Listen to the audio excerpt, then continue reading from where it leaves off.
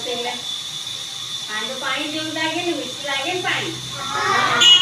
પાણી શું શું કરીએ આપણે? પીએ છીએ,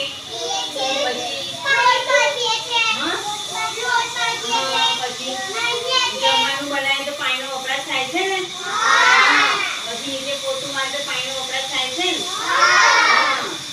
પછી બીજું ઠંડુ પાણી તો ઉનાળામાં પીએ છે ને આપણે બધા.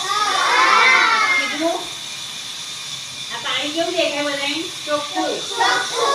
કેવું દેખાય છે? ચોખ્ખું પાણી. તો ખારા ખારા પાણી ભરેલું કેવું પાણી દેખાય? પાણી પીવાય? કેવું પાણી પીવાય?